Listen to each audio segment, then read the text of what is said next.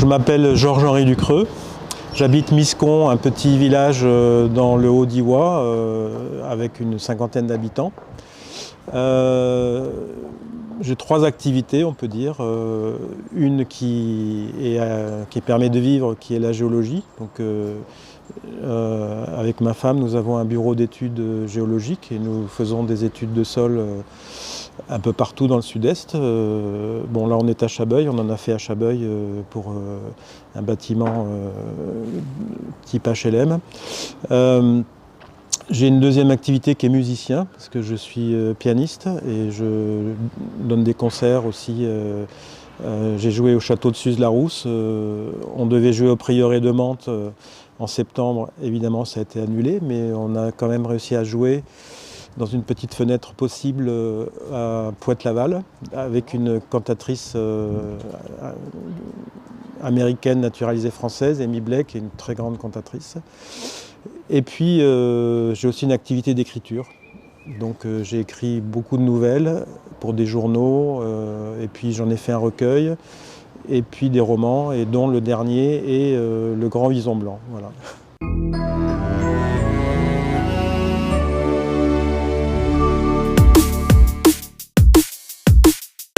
J'en ai fait paraître un il y a très longtemps, en 1996, qui s'appelait Père Image, qui était l'histoire d'un père qui se bat pour réussir à éduquer sa fille, mais sa mère fait partie du monde psy et prétend que seule l'image du père compte, c'est-à-dire que le père physiquement n'a pas d'importance et qu'à partir du moment où elle donne une bonne image du père à sa fille, on n'a pas besoin de lui. C'était ça le thème. J'ai composé un recueil de nouvelles qui est en vente chez Libri Nova. Et puis, je ne sais pas si c'est une nouvelle ou un roman, ça fait 110 pages, ça s'appelle Les Geôles de l'âme, qui est une sorte de récit qui raconte l'histoire d'un géologue qui a une mission sur un haut plateau au-dessus en réalité dans la région qui ressemble au Glandas, pour diagnostiquer le tarissement d'une source, et donc une source qui permet à un berger, à un troupeau de s'abreuver. Et puis quand il arrive là-haut, il tombe dans un gouffre, il s'évanouit, et pendant son évanouissement, il vit des périples intérieurs qui peuvent paraître un peu déjantés, mais et qui en tout cas font qu'à la fin de l'histoire, il change de vie. Enfin, ce périple, ce plongeon dans les racines de lui-même fait qu'il a la force de sortir du mode de vie qu'il avait et qui l'écrasait en fait. Voilà. Donc le dernier roman, Le Grand Vison Blanc, c'est l'histoire d'un pianiste, bon évidemment comme je suis pianiste c'est facile, qui est en tournée au Canada et qui apprend brutalement la mort de son père alors que ça fait 15 ans qu'il ne l'a pas vu. Il s'est brouillé avec lui à cause de la mort de sa mère. Enfin, il rend son père responsable de la mort de sa mère.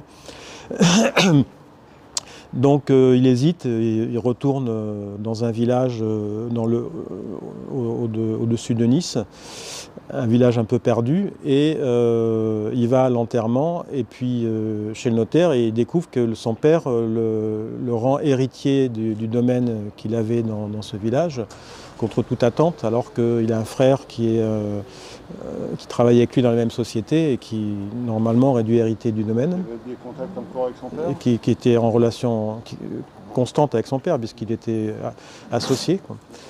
Et son père insiste pour que le domaine soit préservé intact et qu'on lui revienne.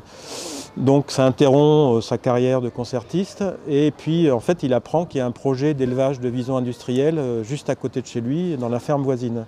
Le projet de vison prend une ampleur de plus en plus grande. Il y a une ZAD qui se crée à côté de chez lui, donc avec des tentes, la télé qui débarque. Finalement, il ne peut pas rester en dehors du problème. Il y a une enquête publique qui est lancée sur ce projet, avec un commissaire enquêteur qui se révèle anti-militant, anti-fourrure. Donc le commissaire enquêteur est imperméable à tous les arguments. Enfin, il considère qu'à partir du moment où les normes sont respectées, les visons sont heureux, même s'ils sont gazés à la fin. Alors le héros découvre que les visons sont dans des cages minuscules. L'élevage en comprend 20 000, je crois, enfin voilà, 20 000. Les cages sont minuscules. Ils s'écorchent sur les grillages. Quand il y en a un qui meurt, ben, on le donne à manger aux autres. Enfin, en gros, c'est très d'actualité, là, pour le coup. Oui, mais c'est la réalité. Alors, l'idée m'est venue parce que j'ai été contacté par une association de défense des animaux qui s'appelle Combactive, qui est à Dijon, et qui a voulu s'opposer à un agrandissement d'élevage de visons près de Besançon, un élevage qui devait passer de 6 000 visons à 18 000. Et contre toute attente, cet élevage était soutenu par l'administration, alors que l'éleveur avait déjà été condamné à 1 an de prison avec sursis pour non-respect des normes, etc. Enfin bon. Donc c'était assez curieux. J'ai découvert l'horreur, on peut dire, de ces élevages, quoi, en fait, qui dépassent l'imagination et qui font quand même beaucoup penser au camp de concentration, parce que c'est un camp de concentration pour visons. Il y a beaucoup de parallèles parce que donc à la fin on les gaze parce que c'est comme ça n'abîme pas la fourrure. Et puis l'espace où on les gaze, ça s'appelle l'espace sacrificiel. En fait, donc les mots ont beaucoup d'importance dans tout ça. En fait. Alors ça s'appelle le Grand Vison Blanc parce que dans la région où se trouve le village dans lequel il y a le domaine dont hérite le héros, il y a une bête sauvage qui est identifiée comme un vison sauvage géant qui traîne, que de temps en temps on croise, et à qui on prête des pouvoirs surnaturels en quelque sorte.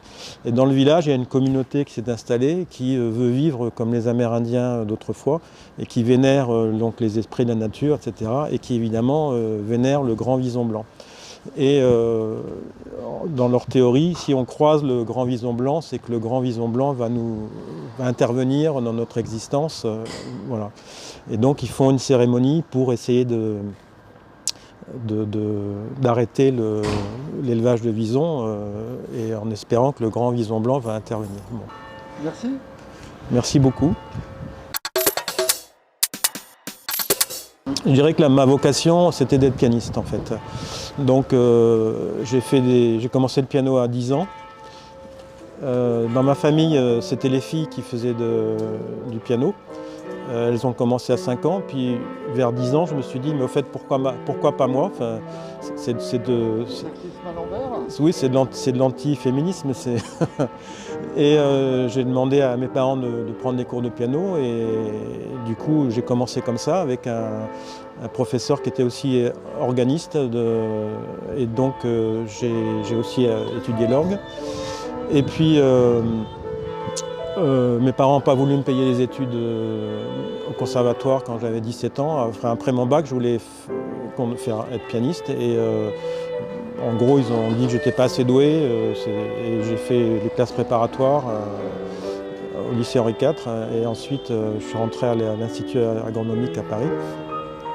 Et pendant ce temps-là, pendant que je faisais mes études, j'ai eu une sorte de crise parce que j'ai voulu tout arrêter pour devenir réellement pianiste. Enfin, j'ai continué à faire du piano. En fait, quand j'étais au lycée Henri IV, le week-end, je faisais 15 heures de piano, au lieu de travailler les maths, la physique, etc. Et je me souviens que le premier bulletin du prof de maths en maths sup, c'était ne s'est pas encore aperçu qu'il était en prépa. J'ai fini mes études, mais je m'en suis désintéressé pour faire vraiment énormément de piano. Je me suis inscrit à la Schola Cantorum à Paris. Et ensuite, j'ai travaillé avec des grands pianistes. Et j'ai eu la chance qu'une de mes sœurs épouse un grand pianiste tchèque. En fait, grâce à lui, j'ai pu acquérir un niveau suffisant pour jouer avec des gens qui ont fait le Conservatoire de Paris ou autres. Enfin, plusieurs fois, j'ai essayé de vivre du piano, mais le niveau, c'est très difficile d'en vivre. En fait. Vous vous confrontez à des gens qui ont par exemple une mémoire exceptionnelle, c'est-à-dire qu'ils lisent la partition une fois, ils la savent par cœur, ils peuvent la jouer. Enfin bon, il y a quand même des gens qui ont un cerveau qui fonctionne différemment.